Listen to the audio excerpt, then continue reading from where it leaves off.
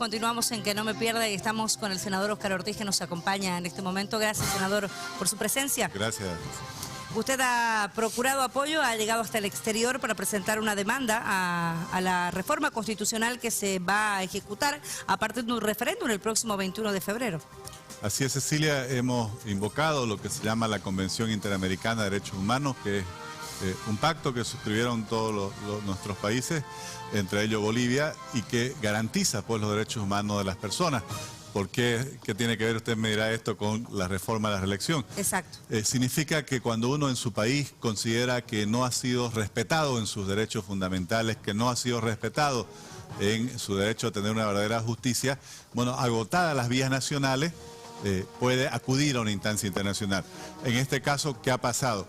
Nosotros consideramos que sea en el procedimiento legislativo, todas las leyes que se aprobaron en la Asamblea Legislativa y en el procedimiento, las consultas que se efectuaron tanto al Tribunal Supremo Electoral como ante el Tribunal Constitucional, no se ha respetado nuestro derecho al debido proceso y no se ha respetado nuestro derecho a la defensa. ¿Esto busca frenar, senador, el referéndum del 21 de febrero?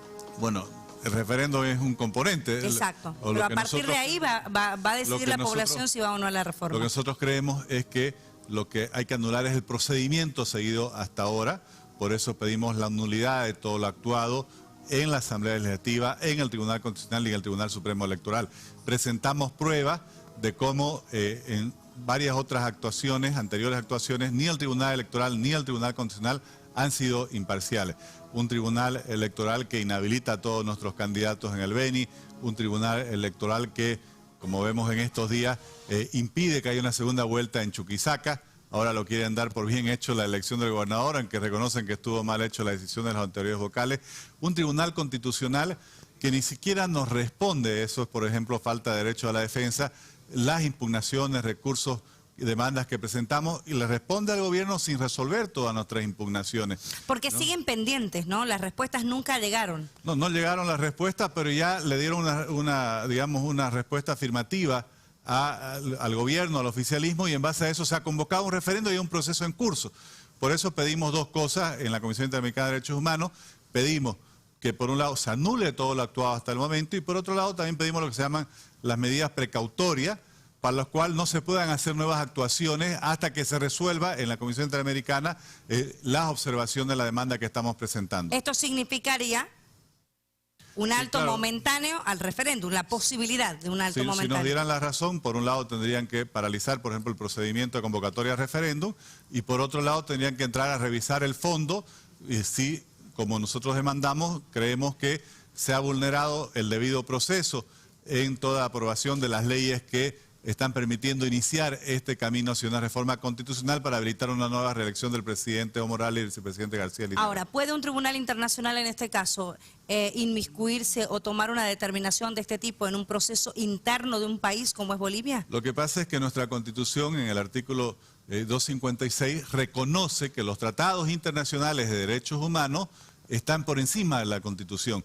Lo hacemos parte de nuestro ordenamiento. Bien. Y lo que estamos haciendo nosotros es justamente ante la imposibilidad de recibir justicia en nuestro propio país, recurrir a algo que un tratado internacional que nosotros mismos hemos suscrito nos da la posibilidad. En este caso, la Comisión Interamericana de Derechos Humanos tiene la facultad de revisar cómo se ha actuado en la Asamblea Legislativa, en el Tribunal Constitucional, en el Tribunal Electoral, y obviamente, si nos diera la razón, pedir que se anule y que se paralice este proceso.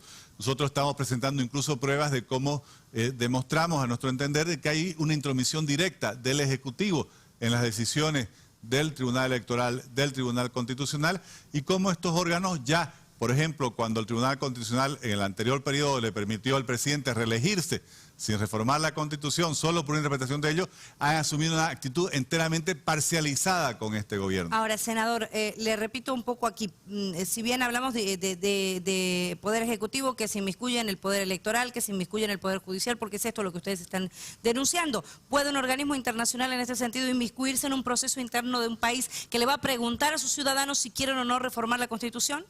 Bueno, es que no se está inmiscuyendo un tema interno, es que nuestro país, en nuestra propia Constitución, reconocemos estas instancias internacionales. Es parte de los derechos que tenemos como ciudadanos bolivianos, que somos parte del sistema interamericano de derechos humanos, el poder tener estas instancias cuando consideramos que en nuestro país no se nos ha garantizado los derechos fundamentales, no se nos ha respetado nuestro derecho a la defensa, al debido proceso, hay esta instancia internacional. Entonces no se está haciendo nada fuera de la ley. Por el contrario, lo que se busca es que, dado que el Tribunal Constitucional no ha hecho respetar la Constitución, aquí, la Corte Interamericana, haga respetar nuestros derechos fundamentales que están reflejados no solo en nuestra Constitución, sino en los tratados internacionales de derechos humanos que hemos suscrito y que son parte de nuestro ordenamiento jurídico al máximo nivel. En minutos me va a contestar si esto tiene un proceso, cuánto es el proceso, es decir, cuál es el tiempo que tiene la Corte Internacional para pronunciarse con relación a este planteamiento que ustedes han hecho. Quiero que escuchemos, por favor, juntos también la palabra del oficialismo, en este caso del gobierno, con relación a la determinación planteada hoy por el senador Ortiz. Estoy en condiciones de asegurar que de forma esas demandas van a ser desechadas o devueltas al origen, porque no corresponden cuando existe en materia de derecho interno el suficiente grado de institucionalidad y las razones que son constitucionales para tal reforma o no. Este es el criterio del ministro de Autonomías respecto a la denuncia que fue presentada por el Movimiento Demócrata Social ante la Corte Interamericana de Derechos Humanos buscando frenar la realización del referéndum el próximo año. Han presentado un sinnúmero de demandas por violación a derechos humanos cuando se ha comprobado que no existe, y hasta ahora no ha habido siquiera un pronunciamiento de un organismo internacional que efectivamente pueda respaldar todas las objeciones que presenta el movimiento Demócratas en ninguno de los contextos que han presentado en Bolivia. Los demócratas en su denuncia planteaban que el Tribunal Constitucional, además del Supremo Electoral, se habrían parcializado viabilizando el referéndum, pero no respondiendo a los recursos que presentaron como demócratas. Lo interesante de esto es que cuando se presentan estos casos, se hacen sendas conferencias de prensa con los anuncios respectivos, pero nada dicen cuando estos son rechazados de forma vergonzosa. ¿Qué esperan? Que después de que el Tribunal Constitucional dice que esto es constitucional, encima les respondan a ellos que sus recursos carecen de argumento jurídico, argumento legal o argumento constitucional. Auguran el rechazo del planteamiento realizado por su persona el pasado viernes, senador. ¿Hay un plazo establecido para que la Corte se pronuncie? Bueno, aquí, como nosotros hemos solicitado medidas precautorias, los plazos tienen que ser más cortos y hemos demandado de que, considerando que estamos ya en un proceso en curso hacia un referéndum que se realizaría el 21 de febrero, obviamente la Comisión Interamericana se pronuncia antes. Yo lamento, podemos decirlo suavemente, desconocimiento, podemos decirlo claramente, la ignorancia de ambas autoridades que han hablado. ¿Por qué desconocimiento o ignorancia? Porque está claro en el ordenamiento jurídico que todos los ciudadanos pues tenemos derecho en primera instancia a ir al Tribunal Constitucional, y el Tribunal Constitucional tenía y tiene la obligación de responder nuestros argumentos. Puede rechazarlo, pero tenía que responder. Lo que pasa es que es tan torpe, tan grosero. Si usted ve los fallos del Tribunal Constitucional, reproducen los discursos del oficialismo, Cecilia. No se han puesto a trabajar, a tratar de inventarse algo. Y no nos responden porque no tienen cara para poder escribir realmente algo que pudiera refutar los argumentos con los cuales hemos fundamentado nuestras demandas.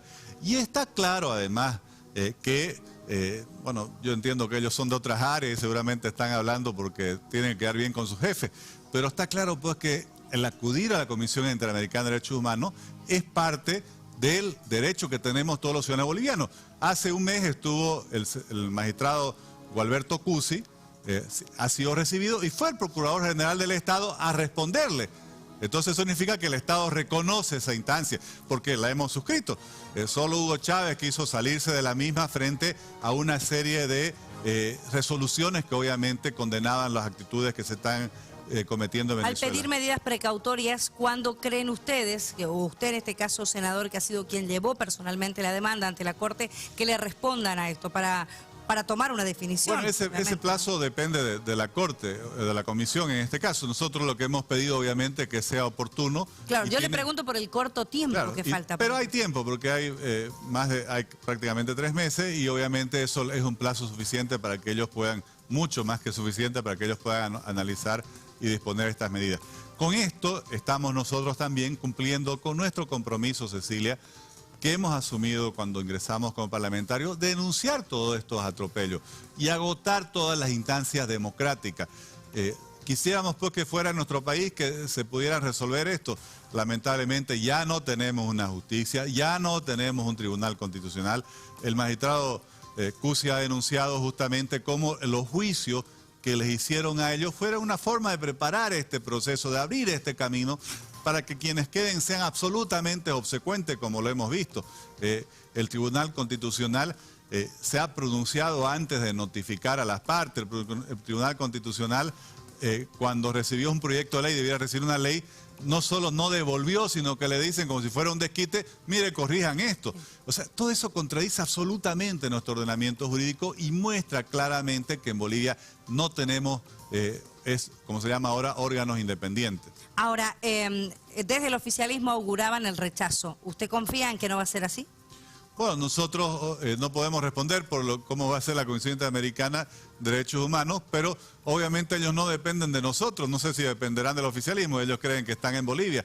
Obviamente es una instancia que debiera tomar sus decisiones con plena imparcialidad y esperamos que así se lo haga. El oficialismo preguntaba o se preguntaba, ¿por qué teme en este caso la oposición política en el país ir a un referéndum, que sea la gente la que decide? Yo le traslado la pregunta. Bueno, no escuché esa pregunta en este caso, sí la han hecho en otras oportunidades. En otras oportunidades, sí. Aquí, Cecilia, la gran pregunta es, la Constitución y las leyes, yo le podría cambiar la pregunta, ¿deben ser cumplidas o no deben ser cumplidas? ¿Deben ser respetadas o no deben ser respetadas? ¿Por qué temen respetar las leyes?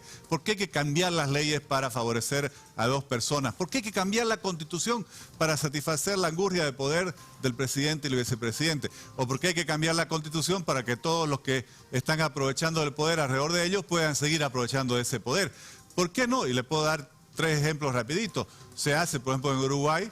El actual presidente Tabaré Vázquez cumplió con su constitución, terminó su periodo, esperó un periodo, apoyó a otra persona que era el señor Mujica, después se presentó de nuevo y hoy es de nuevo presidente. O el señor Lula da Silva, que es muy amigo de nuestro presidente Evo Morales, él tenía una popularidad altísima, prefirió respetar su constitución y apoyó a otra persona en su partido. La señora Bachelet, otra presidenta socialista, terminó su periodo, esperó, se presentó de nuevo y ganó. ¿Por qué no podrían hacer eso acá? ¿Por qué tienen que dependerse de dos personas? Yo le decía en el debate, nunca he visto que hayan tantas personas como son los senadores y diputados del MAS tan orgullosas de sentirse inferiores al presidente y vicepresidente porque ninguno de ellos se cree con las condiciones de poder postular. Está claro que aquí lo que hay es un caudillismo, como son este tipo ya no de gobierno sino de regímenes, que lo que buscan acomodar el lugar es seguir en el poder y para eso vienen cambiándonos la Constitución y las reglas cada 5 años. Y hablando precisamente de este referéndum y de declaraciones anteriores que ha realizado el oficialismo, en algún momento se apuntó a que el gobernador Costas viajó a los Estados Unidos procurando recursos, decían ellos, para hacer campaña por el no. Recientemente el gobernador ha estado también en los Estados Unidos y ha estado procurando fondos para la gobernación. Queremos que nos explique un poco esto también. Bueno, son parte de la difamación, de las calumnias con la cual los masistas siempre tratan de atacar al gobernador Rubén Costa. El gobernador Rubén Costa estuvo el lunes de la semana pasada, exactamente hace una semana, en algo que nos debería llenar de orgullo a todos. La revista Forbes, que es una de las más prestigiosas e influyentes en el mundo de la economía y de los negocios, no solo de Estados Unidos, sino del mundo, organizó una especie de seminario exclusivo para promover las inversiones en Santa Cruz. Participaron los presidentes de nuestras principales organizaciones empresariales. El gobernador Rubén Costa, en primera instancia, hizo una presentación que creo que nos debía llenar orgullo que en Nueva York, el lugar donde quizás se deciden en la mayor parte de las finanzas del mundo, Santa Cruz esté ahí, está ahí con su marca Santa Cruz, está ahí con su sector productivo, con sus organizaciones empresariales, buscando proyectar nuestra región al mundo. Y posteriormente el gobernador, cumpliendo las promesas de su campaña electoral, se trasladó al estado de Texas, estuvo principalmente visitando la Universidad de Texas A&M, porque sabemos que esta es una región que tiene una vocación productiva como la nuestra. Esa es una universidad especializada en temas productivos, en temas de ingeniería industrial, y es algo que el gobernador había prometido en su campaña. Él va a abrir las puertas y va a ayudar, va a becar a los jóvenes. Para que haya jóvenes cruceños que se especializan. Era una promesa de campaña esa, ¿no? Así es, y la está cumpliendo. La lanzó en Uno Decide, recuerdo. Que se especialicen para poder formarse en los mejores centros del mundo. Al mismo tiempo, también todos, bueno, no todo, pero muchos sabemos que en Texas hay un sistema hospitalario, un sistema de salud, por el cual personas del mundo entero van a hacerse atender ahí cuando tienen enfermedades graves. El gobernador también estuvo visitando centros hospitalarios porque quiere seguir mejorando lo que ya inició, que es un éxito en el país, que es una mejor gestión, una modernización de nuestros hospitales de tercer nivel, y eso obviamente va a redundar para beneficio de todos quienes habitamos nuestro departamento. Esa es la respuesta entonces a la crítica del oficialismo. Bueno, esa es la realidad de lo que ha pasado y creo que es algo que nos debemos sentir orgullosos y muy contentos de tener un gobernador que, a diferencia de lo que hace el presidente, que en lugar de cumplir su programa de gobierno está pensando cómo seguir en el poder, el gobernador está pensando cómo cumplir su programa de gobierno para beneficio y mejor vida de todos los bolivianos. Muchas gracias, senador, por estar con nosotros. Ahí estábamos viendo las fotografías del gobernador en la revista Forbes en Nueva York la semana pasada. Estas son cuando entregaba a la revista, a algunos empresarios también, el por qué es importante invertir en Santa Cruz, por qué es importante hacer negocios en Santa Cruz, y hablaba también de lo que es Marca Santa Cruz, que ya se ha establecido como parte también de una política departamental de crecimiento para la región. Muchas gracias, senador, por acompañarnos esta noche. Gracias, gracias.